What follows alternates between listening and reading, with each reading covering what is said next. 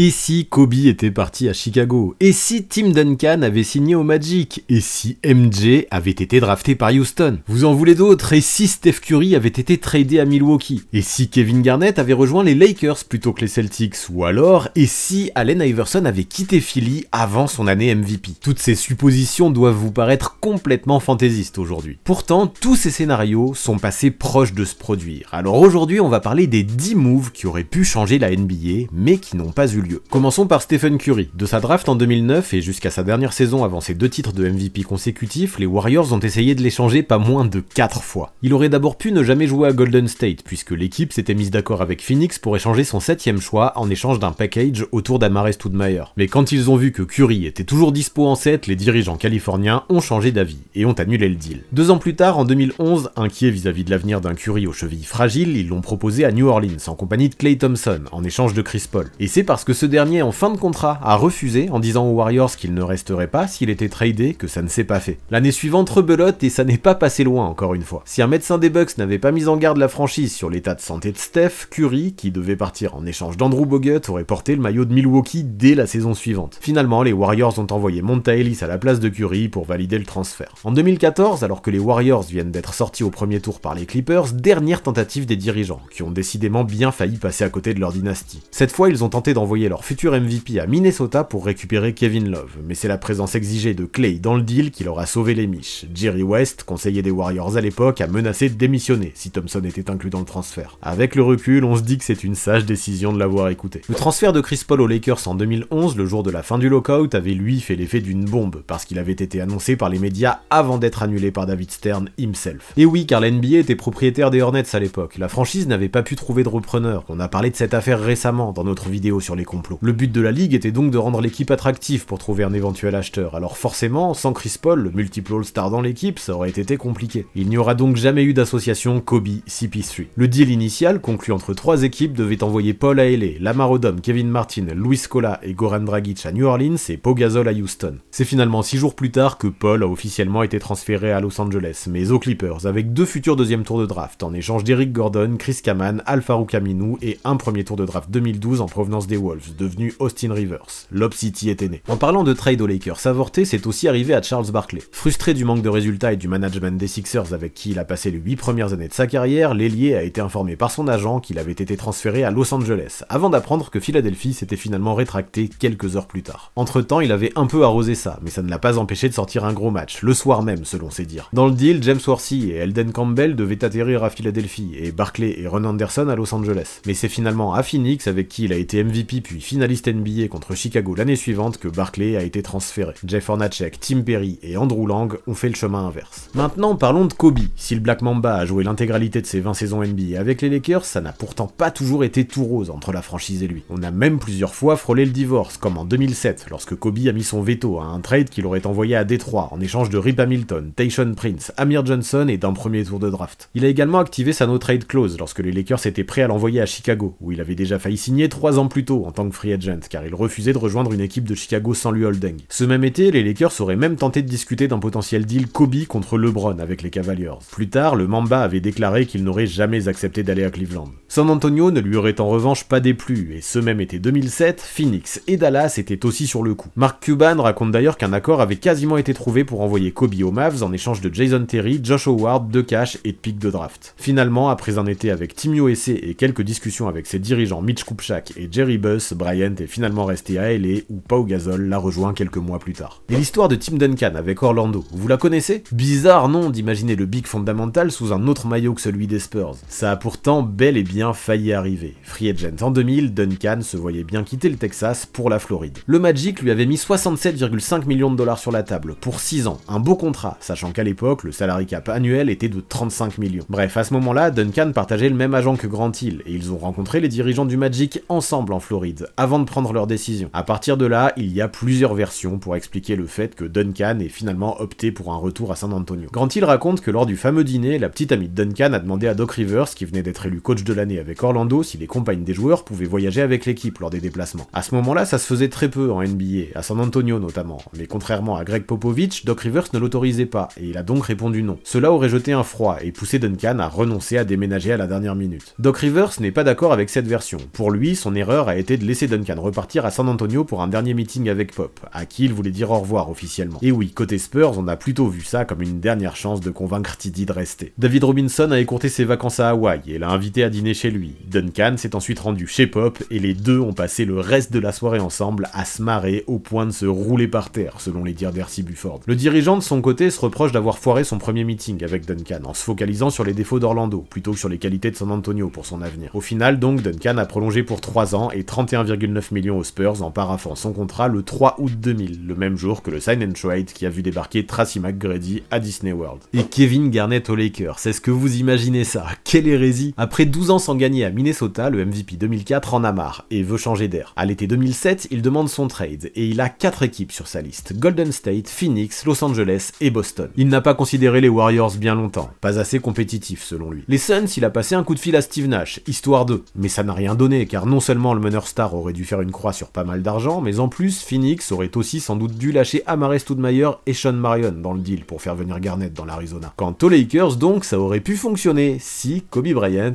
avait répondu à ses appels. Car oui, Garnett n'a jamais reçu de réponse malgré ses tentatives de prise de contact avec le Mamba, alors en tournée avec Nike, en Chine. Garnett a expliqué dans le podcast All the Smoke qu'il y avait un respect mutuel entre lui et Kobe, et qu'il avait été un des seuls joueurs à se ranger du côté du Laker au moment du divorce avec Shaq. Bref, sans réponse de Bryant avec qui il voulait jouer, Garnett a accepté l'offre de Danny Ainge, venu le voir directement à LA. Et le reste appartient à l'histoire, avec le Big Three des Celtics, champion dès 2008. Selon Matt Barnes, Kobe n'a pas donné suite car il ne voulait pas s'associer à une autre superstar, trop déterminé à prouver à tout le monde qu'il pouvait gagner sans le Shaq. Allen Iverson a lui bien failli faire ses valises avant sa fameuse saison MVP en 2001. On est en 2000 et rien ne va plus entre lui et son coach Larry Brown. Les Sixers, également fatigués de subir les retards réguliers de leur star, cherchent activement à le transférer et se mettent d'accord avec Détroit sur un énorme deal qui aurait envoyé Iverson et Matt Geiger aux Pistons. De leur côté, Eddie Jones, Glenn Rice, Jerome Williams et Dale Ellis seraient partis à Philadelphie, Jerry Stackhouse, Christian Laettner et Travis Knight à Charlotte et Anthony Mason, Tony Kukoc et Todd Fuller aux Lakers. L'accord était trouvé, tout le monde était ok, il n'y avait plus qu'à finaliser les détails. Seulement voilà, Matt Geiger, coéquipier d'Iverson à Philly, a refusé de faire une croix sur son bonus d'1,2 million de dollars en cas de transfert. Ça, c'était la raison officielle, mais selon lui, s'il a fait ça, c'était parce qu'il n'a pas vu Détroit comme une bonne destination pour AI lui. Les Sixers peuvent le remercier de cette décision. En 1984, les Rockets, eux, auraient pu drafter Michael Jordan. En fait, Portland leur a proposé Clyde Drexler et le choix numéro 2 de la draft en échange de leur jeune pivot Ralph Sampson. Mais non, ils ont gardé Sampson et ont préféré l'associer avec leur choix en première position, Hakeem Olajuwon, et Michael Jordan a bien sûr été choisi en 3e position par les Chicago Bulls, après que les Blazers s'est appelé Sam Bowie en numéro 2. En 1994, c'est Scottie Pippen et Shawn Kemp qui avaient failli être échangés, et puis on peut aussi évoquer le presque départ de Paul George à Cleveland en 2017, qui aurait envoyé Kevin Love à Denver et Gary Harris à Indiana, et qui aurait donc créé un Big Three énorme entre Paul George, LeBron James et Kyrie Irving aux Cavaliers. Avant de partir, abonnez-vous à la chaîne de Basket Info, mais aussi à celle du 6ème homme pour avoir 2 visions complémentaires de la NBA. Les dernières vidéos mises en ligne apparaissent sous vos yeux.